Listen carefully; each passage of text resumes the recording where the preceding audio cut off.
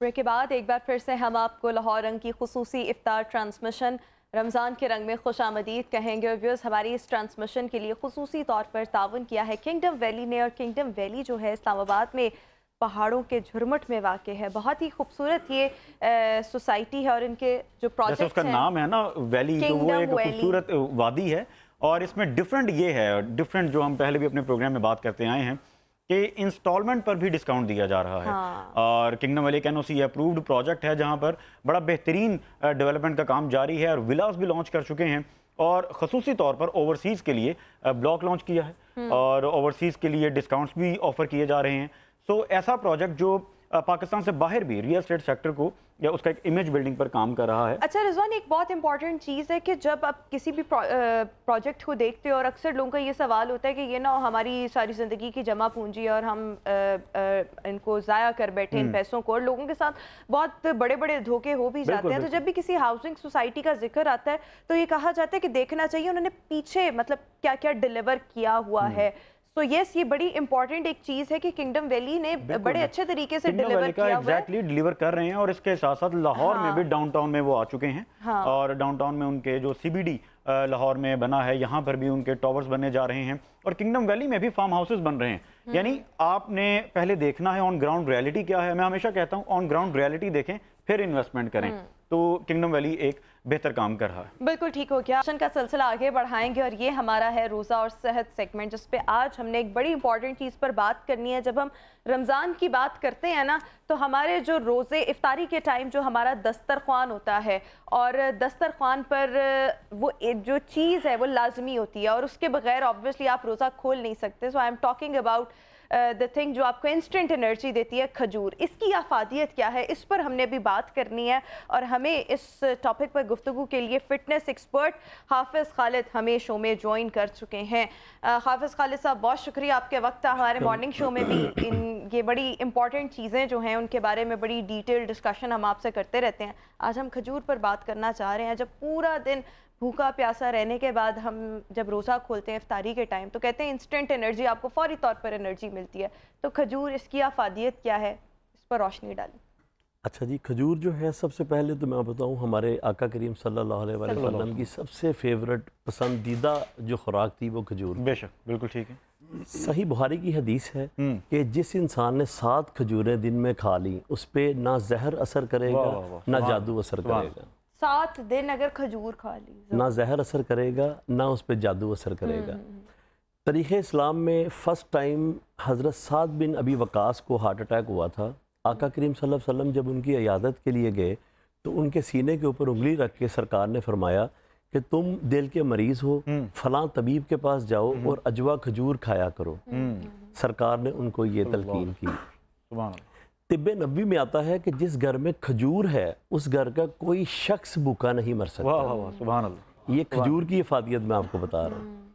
अब हम आ जाते हैं मेडिकली पॉइंट ऑफ व्यू से। मेडिकल साइंस खजूर के बारे में क्या कहती है। देखिए, जिन लोगों के पेट के अंदर कीड़े हैं वो खजूर खाए उनके कीड़े ख़त्म हो जाएंगे। ठीक है। खजूर एक ऐसी इंस्टेंट एनर्जी है, किसी भी मीठे से ये मैच नहीं करती। अच्छा। सेकेंडली ये है एंटीसेप्टिक है और एंटी एजिंग है और इसके अलावा एंटीबायोटिक है। खजूर मतलब आपकी बॉडी में आपके सर के बाल से लेके पाँव के नाखून तक आपके जितने भी विटामिन्स हैं वो अगर डेफिशिएंसी है तो खजूर खाने से वो ख़त्म हो जाते हैं। अच्छा, जो आपने हदीस पाक कोट की एक मेरे जहन में आई कि हुज़ूर अकरम सल्लल्लाहु अलैहि वसल्लम सरदार दो आलम सरकार दो आलम सल्लल्लाहु अलैहि वसल्लम फरमाते हैं कि जिसका मफ़हूम है कि बेहतरीन सहर खजूर है। खजूर है। तो यानी वो इंस्टेंट एनर्जी की जो कि हम बात कर रहे हैं तो वो पूरे दिन में हमें एक ताकत मुहैया करती है। 100 ग्राम खजूर के अंदर ना 275 ग्राम कैलोरी होती हैं। अगर आप 3 खजूरें खा लें ना तो 1 रोटी खा लें तो उसके बराबर है।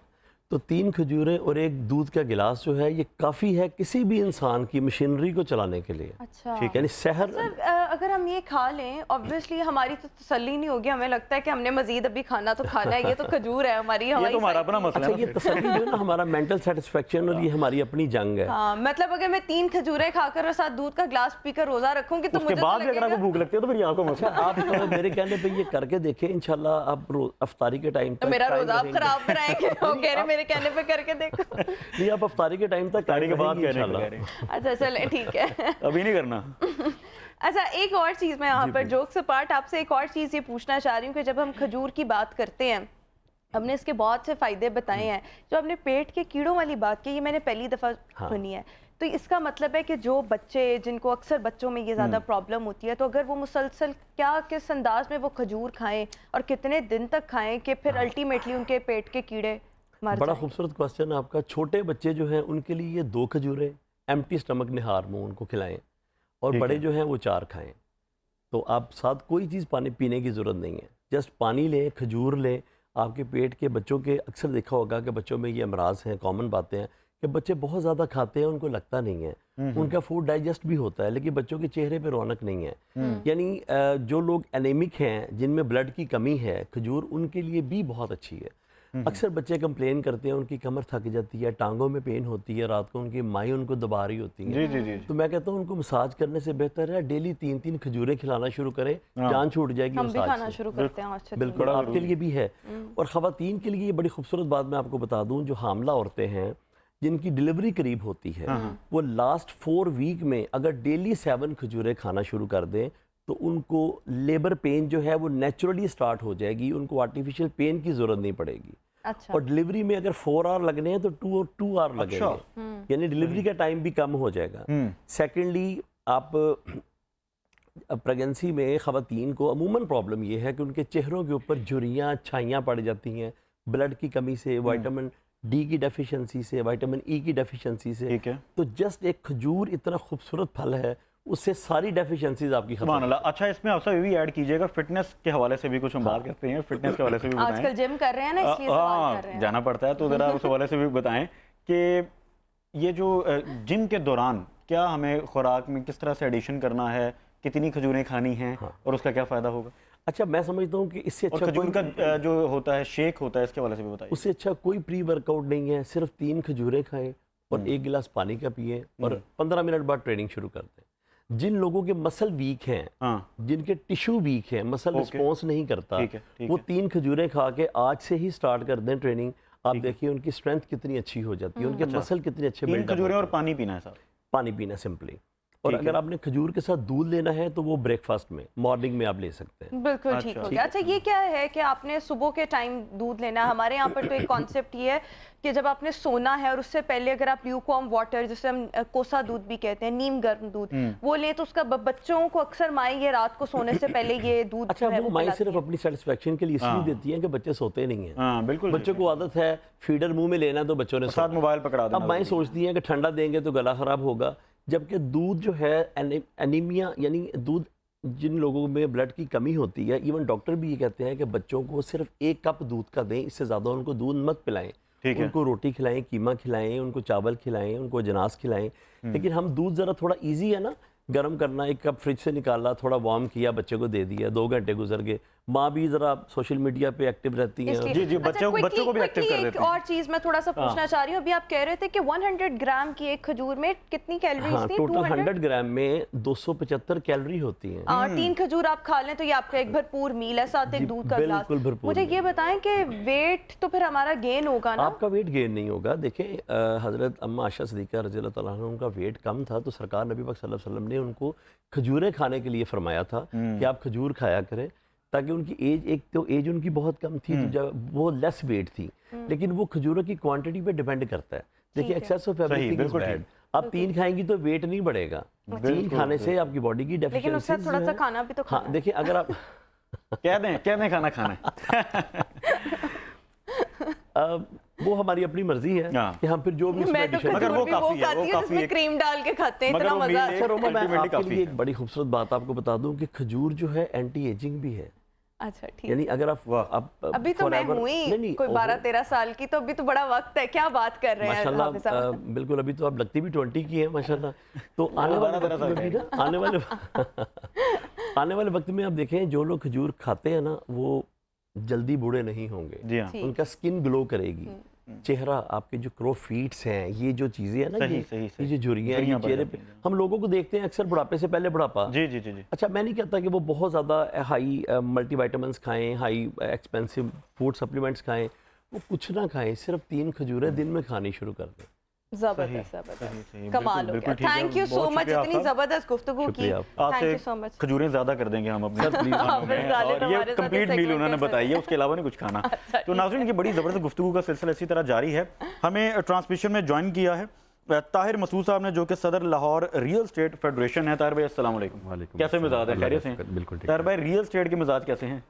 आजकल स्लो ही हैं। ओए होए, अच्छा। बाइंग टाइम मुझे याद है रियल एस्टेट वालों के साथ बैठ के ना कि रियल एस्टेट बिल्कुल ज़मीन को लग चुकी है, इस वक्त प्रॉपर्टी नीचे है, मगर अल्टीमेटली ये बाइंग टाइम ही होता है जब प्रॉपर्टी नीचे होता है। भाई क्या कहेंगे? बिल्कुल ऐसा ही है जी। सबसे पहले तो लाहौर रंग का शुक्रिया जी, आप लोग मौका देते हैं।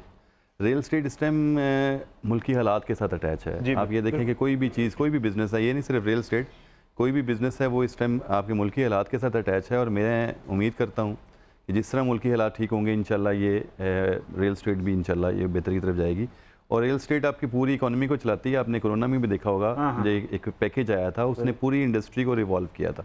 ये एक सिर्फ रियल एस्टेट नहीं है, इससे इंटरलिंक को 40 इंडस्ट्रीज हैं जो कि हमारी इकोनॉमी को मजबूत करती है। तो ये है कि इंशाल्लाह हम उम्मीद से करते हैं इंशाल्लाह कि जिस तरह मुल्क के हालात बेहतर होंगे, इस तरह जैसे मैम ने कोई अंदाजा है आपके पास कितने अरसे में हो जाएंगे, अगर हम सोच ही लें थोड़ी सी कोई इन्वेस्टमेंट? मेरे ख्याल में नेक्स्ट ईयर के स्टार्ट में ही कुछ बेहतरी आएगी, क्योंकि अक्टूबर में इलेक्शन हम इसका इलेक्शन से और पॉलिटिकल स्टेबिलिटी से बहुत गहरा ताल्लुक है। बहुत इसमें ओवरसीज इन्वेस्टमेंट आती है। आपके ओवरऑल देखें ना, इस टाइम एलसीज बंद हुई हैं, तो हमारे रियल एस्टेट में आमतौर पे कोई भी इंडस्ट्री से इंटरलिंक बंदा है तो उसकी जो सरप्लस मनी है वो आपकी पेनिट्रेट करती है इसमें इंडस्ट्री में। तो जब एलसीज बंद होती हैं, उसका तमाम चीज़ें स्टक हुई हैं, तो वो अपने बिजनेस में इतना परेशान है कि वो एक्स्ट्रा इन्वेस्टमेंट की तरफ तो सोच नहीं रहा। तो जब वो इन्वेस्टमेंट एक सर्कल रुकता है तो उससे और बहुत सी चीज़ें इंटरलिंक हैं, जैसे आपकी होटलिंग है, आपकी टेक्सटाइल है, जो बच्चों के दे मेरे पास सरप्लस पैसे नहीं होंगे तो मैं होटलिंग की तरफ भी नहीं जाऊंगा और मैं अपने बच्चों की शॉपिंग के लिए नहीं जाऊंगा। तो वो इंटरलिंक है सारी चीज़ें। तो जब ये मुल्क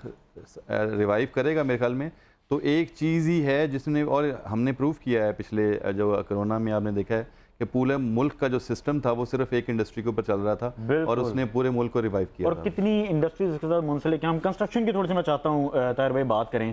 कंस्ट्रक्शन की प्राइसेस जिस तरह बढ़ रही हैं तो उसको किस नज़र से देख रहे हैं? सर उसमें मेन चीज़ ये डॉलर की वजह से ही फ्लक्चुएशन आ रही है, और अब तो वो प्राइजेज इस हद तक ऊपर चली गई हैं कि आम जो बंदा है उसकी मेरे ख्याल में रेंज से बाहर निकल गई हैं चीज़ें।